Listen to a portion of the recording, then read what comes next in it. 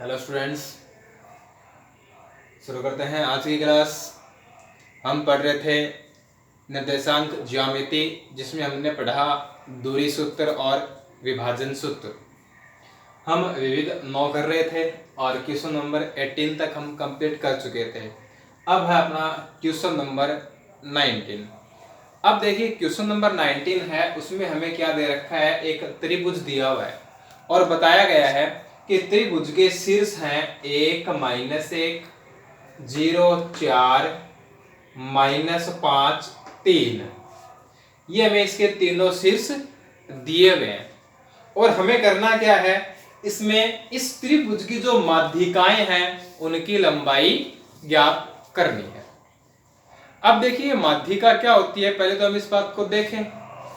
तो माध्यिका होती है कि हम त्रिभुज के शीर्ष को सामने वाली भुजा के मध्य बिंदु से मिला दें। जैसे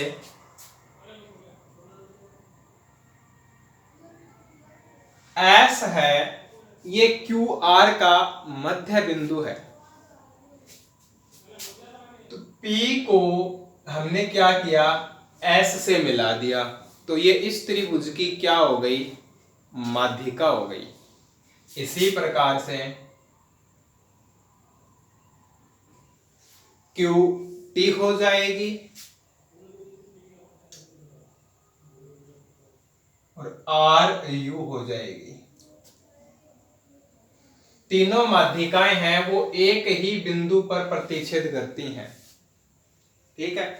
तो हमें क्या करना है, PS QT RU इनकी लंबाई ज्ञात करनी है। अब इनकी लंबाई का मतलब क्या है कि इन बिंदुओं के बीच की दूरी, इन दोनों बिंदुओं के बीच की दूरी, इन दोनों बिंदुओं के बीच की दूरी। तो बीच की दूरी तो हम ज्ञात कर सकते हैं, लेकिन हमें दोनों बिंदुओं के निर्देशांक ज्ञात होने चाहिए। तो यहां हमें इन बिंदुओं के निर्देशांक ज्ञात नहीं है, तो पहले तो हमें क्या चाहिए, इन बिंदुओं के निर्देशांक। अब हम बात करते हैं S की। तो S क्या है, QR का मध्य बिंदु है और S QR का मध्य बिंदु है, तो मध्य बिंदु वाले सूत्र से हम क्या कर लेंगे, इसके निर्देशांक ज्ञात कर लेंगे।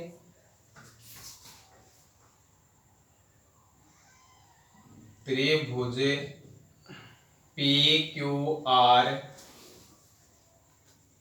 की भुजाओं QR PR PQ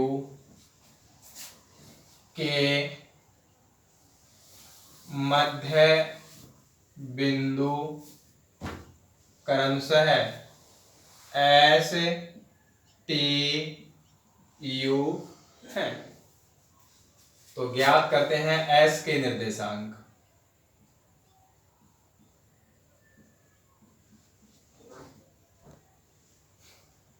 अब S के निर्देशांक क्या होंगे, देखो x1 + x2 बटे 2 y1 + y2 बटे 2, ये फॉर्मूला अपना। तो 0 में क्या जोड़ देंगे, -5 बटे 2। 4 में जोड़ देंगे 3 बटे 2। अब इसको सरल करें, देखो प्लस माइनस क्या हो जाएगा, माइनस हो जाएगा, और 0 में 5 घटाएंगे, 0 - 5 क्या आएगा, -5 बट्टे में 2। 4 + 3 7 और बट्टे में 2। अब 5 में 7 में 2 का भाग पूरा पूरा तो जाएगा नहीं, तो इसको ऐसा ही छोड़ देते हैं। अब ज्ञात करते हैं T के निर्देशांक।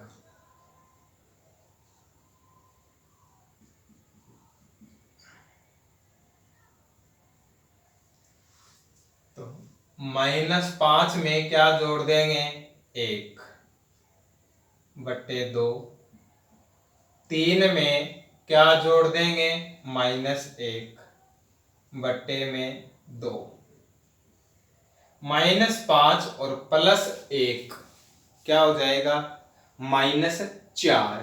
और -4 में 2 का भाग लगा देंगे तो 2 दूनी 4, तो ये हो जाएगा -2।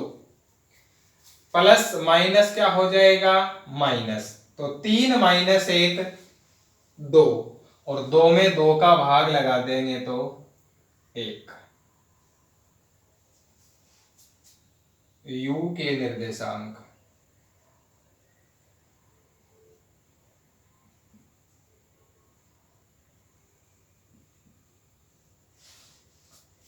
जीरो में क्या जोड़ देंगे, 1 बट्टे में 2, 4 में -1 जोड़ देंगे बट्टे में 2,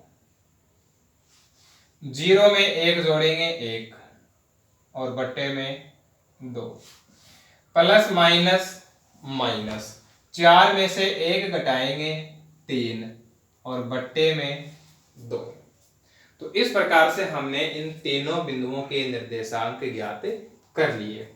अब ज्ञात करते हैं PS, तो ये हो जाएगी √x2 - x1 का स्क्वायर प्लस y2 - y1 का स्क्वायर। तो देखिए, 1 में से घटा देंगे, s के निर्देशांक ये हैं -5/2, और इसका क्या हो जाएगा, वर्ग, प्लस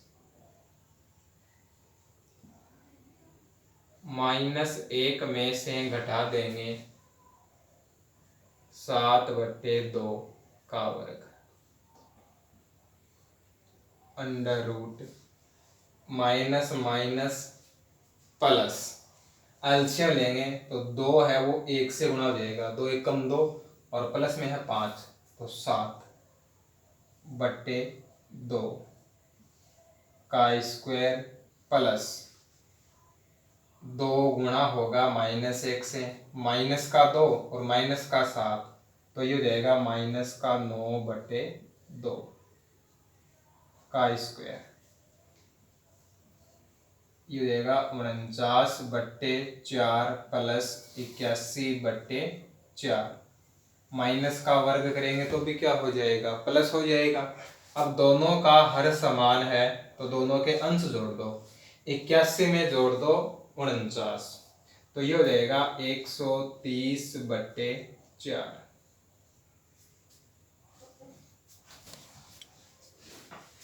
अब हम लेकर चलते हैं QT,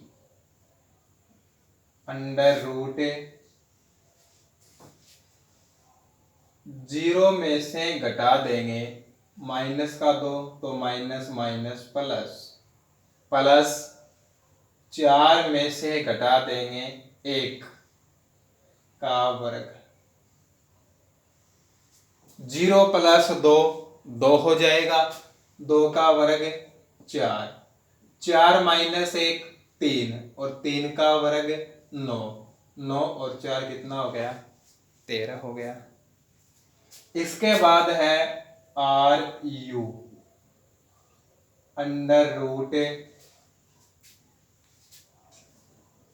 -5 में से घटा देंगे 1/2 का वर्ग, प्लस 3 में से घटा देंगे 3/2 का वर्ग। अब देखिए, 5 गुणा हो जाएगा 2 से, तो 5 दूनी 10, 10 भी माइनस का, 1 भी माइनस का, तो दोनों जुड़ जाएंगे तो -11/2 का वर्ग, प्लस 3 2 से गुणा होगा, 3 दूनी 6, 6 में से 3 घटेगा, 3/2 का वर्ग,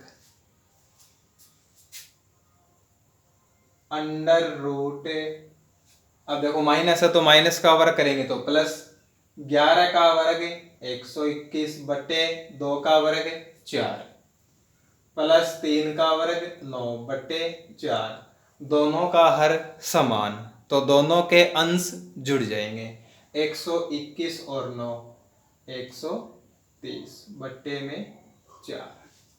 तो हमने तीनों माध्यिकाओं की लंबाई ज्ञात कर ली। तो अतः त्रिभुज की माध्यिकाओं की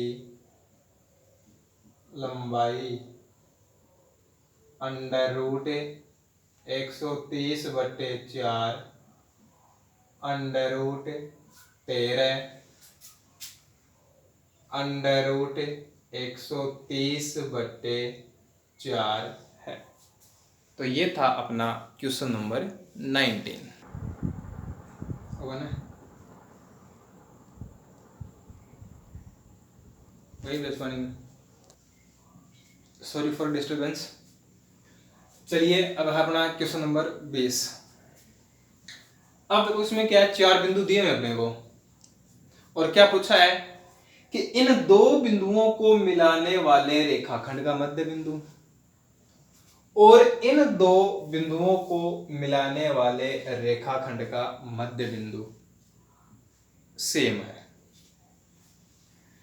यानी इन दोनों को मिलाने वाले रेखाखंड का जो मध्य बिंदु होगा वही बिंदु इन दोनों बिंदुओं को मिलाने वाले रेखाखंड का भी मध्य बिंदु होगा। तो हम क्या करेंगे, इनको मिलाने वाले रेखाखंड के मध्य बिंदु के निर्देशांक ज्ञात करेंगे और इनको मिलाने वाले रेखाखंड के मध्य बिंदु के निर्देशांक ज्ञात करेंगे। दोनों निर्देशांक कैसे होंगे, सेम होंगे। देखते हैं, लगाते हैं मध्य बिंदु का formula, x1 + x2/2 y1 + y2/2।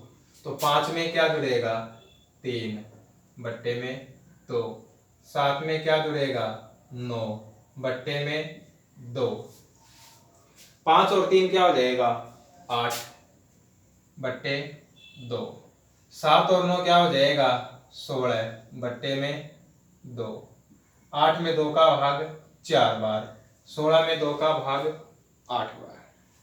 अब यहां देखते हैं, 8 में क्या जोड़ देंगे, 0 बट्टे 2, 6 में क्या जोड़ देंगे, 10 बट्टे 2, 8 में 0 जोड़ेंगे 8 ही आएगा बट्टे में 2, 10 में 6 जोड़ देंगे 16 बट्टे में 2, 8 में 2 का भाग 4 बार, 16 में 2 का भाग 8 बार, 4 8 4 8। तो दोनों बिंदु कैसे हैं, समपाती हैं। तो लिख देंगे, अतः बिंदुओं 5 7 तथा 3 9 को मिलाने वाले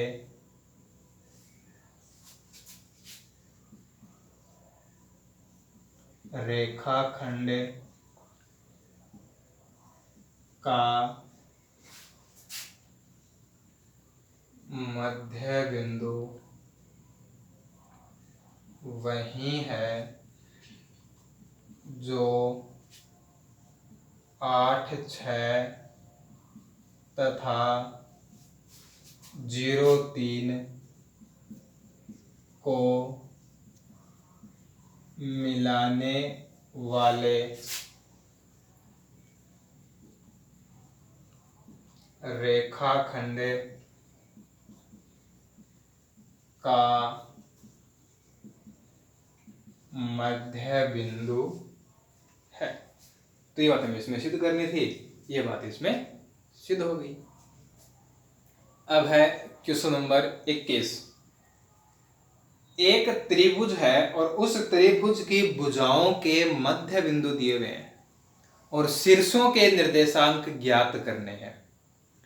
थोड़ा सा क्वेश्चन नंबर 18 से 19 से मिलता जुलता है, क्वेश्चन नंबर 19 से थोड़ा सा मिलता जुलता है।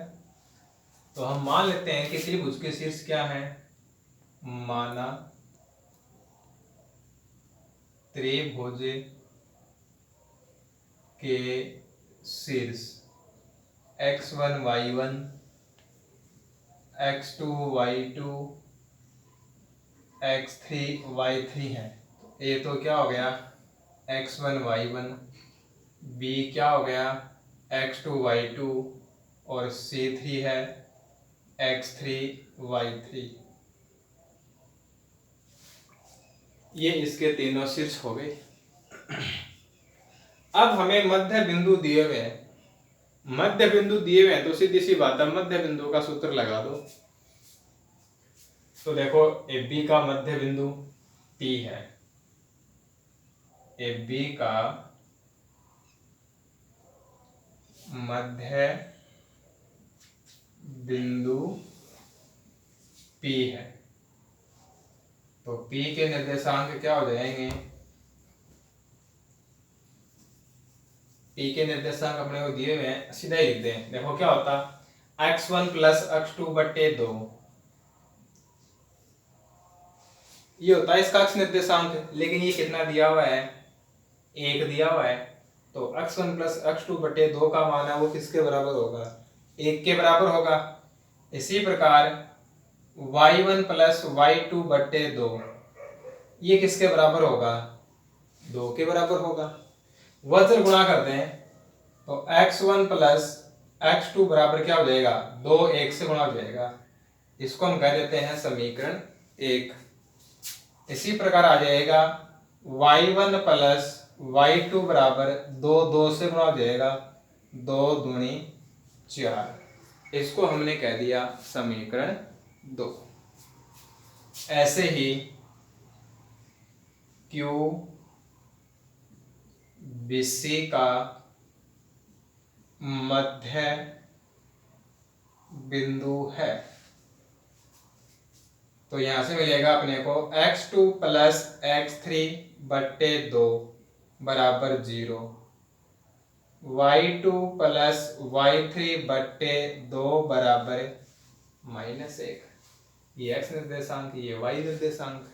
वज्र गुणा कर दो, x2 प्लस x3 बराबर 2 गुणा 0, तो 0 हो गया। समीकरण 3 y2 प्लस y3 2 माइनस 1 से गुणा हो जाएगा, ये हो जाएगा अपना समीकरण नंबर 4।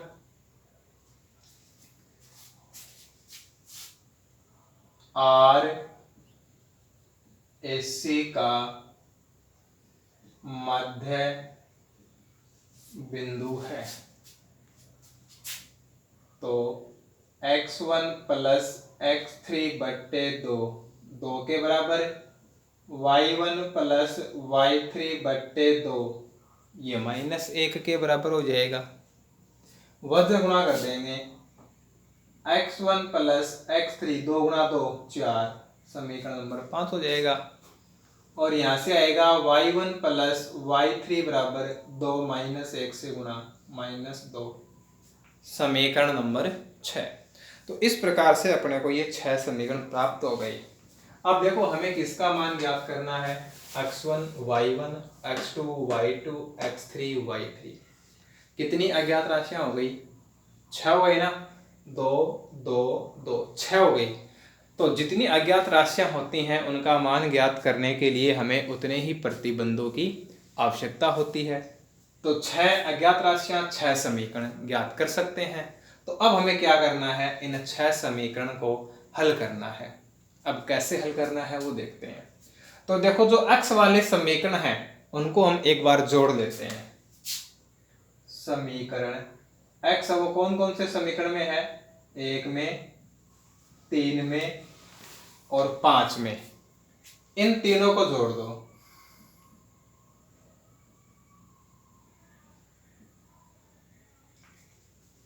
तो क्या जाएगा? देखो समीकरण 1 में क्या है? x1 plus x2। 3 में क्या है? x2 प्लस x3 प्लस 5 में क्या है? x1 plus x3। 1 में है 2, 3 में है 0 और 5 में है 4। अब देखो x1 x1 2x1 x2 x2 2x2 x3 x3 2x3, यानी प्रत्येक चर है वो 2 बार आया है। 2 कॉमन ले लें तो x1 plus x2 plus x3 और 4 और 2 6 में 0 जोड़ेंगे 6। 2 का भाग लगा दो, x1 plus x2 plus x3 बराबर क्या आ जाएगा 3। ये हो गया समीकरण नंबर 7। ऐसे ही जो y वाले समीकरण है उनको जोड़ दो। तो समीकरण 2, 4 व 6 जोड़ने पर सेम आएगा दुगुना y1 plus y2 plus y3 क्या आएगा देखो 4, यहाँ पे क्या है -2 और यहाँ पे क्या है -2। तो -2 -2 -4 हो जाएगा और 4 -4 0, 2 का भाग y1 plus y2 plus y3 बराबर 0। ये समीकरण नंबर 8। अब देखो जैसे मान लो कि यदि हम यहाँ x1 और प्लस x2 का मान रख दें तो किसका आ जाएगा x3 का आ जाएगा। यदि x2 प्लस x3 का मान रख देंगे तो किसका आ जाएगा x1 का आ जाएगा। तो देखो समीकरण 1 है उसमें किसका मान है अपने पास x1 प्लस x2 का है। तो x1 प्लस x2 की जगह क्या रख देंगे 2 रख देंगे। तो 2 इधर आ जाएगा माइनस का हो जाएगा, किसका मान आ गया x3 का। तो जो x वाले समीकरण है उनको अपने को क्या करना है एक साथ लेना है।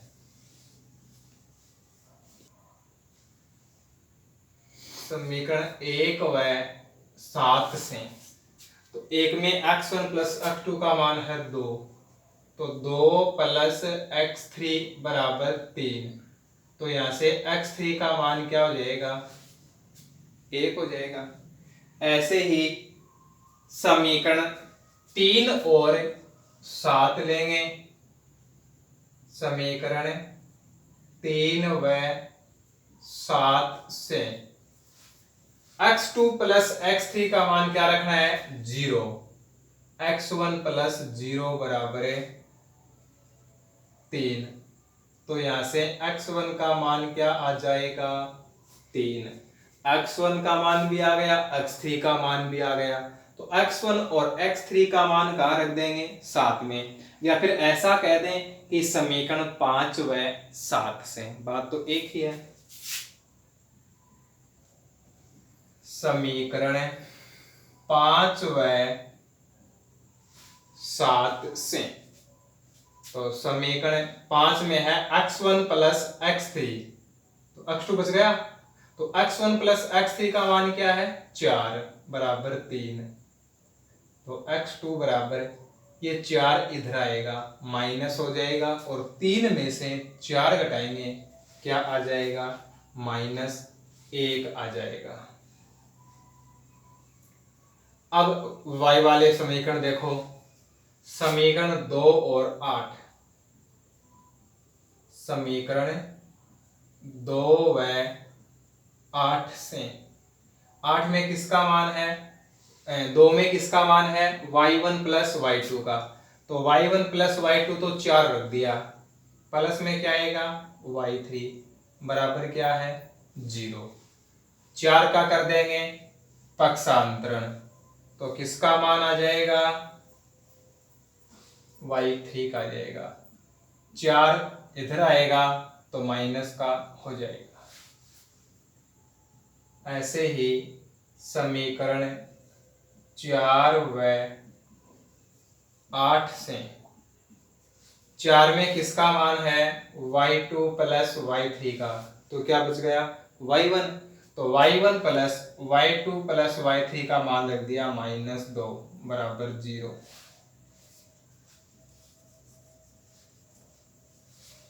ये -2 इधर आ जाएगा +2 हो जाएगा। तो y1 का मान क्या आ गया 2 आ गया। ऐसे ही समीकरण 6 व 8 से समीकरण 6 है y1 प्लस y3, तो क्या रह गया y2।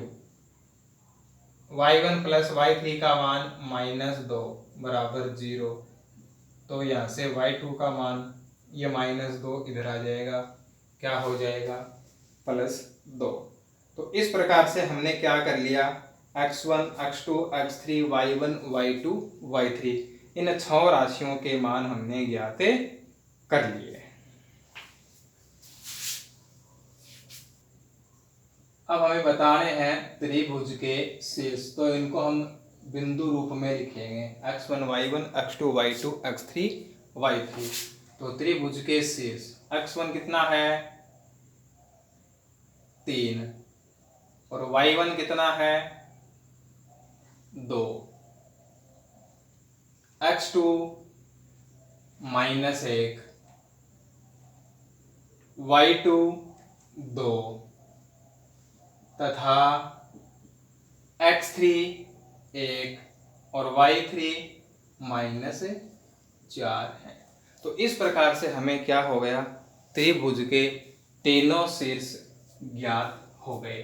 तो ये था अपना क्वेश्चन नंबर 21। इसी के साथ अपना जो चैप्टर है निर्देशांक ज्यामिति ये कंप्लीट होता है।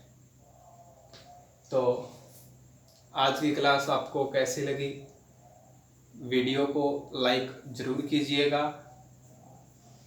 किसी क्वेश्चन में किसी प्रकार की दिक्कत हो तो एक्सरसाइज नंबर और क्वेश्चन नंबर कमेंट कर दीजिएगा, जिससे आपकी समस्या का समाधान किया जा सके। अगली क्लास में फिर मिलते हैं एक नए चैप्टर के साथ। Thanks for watching.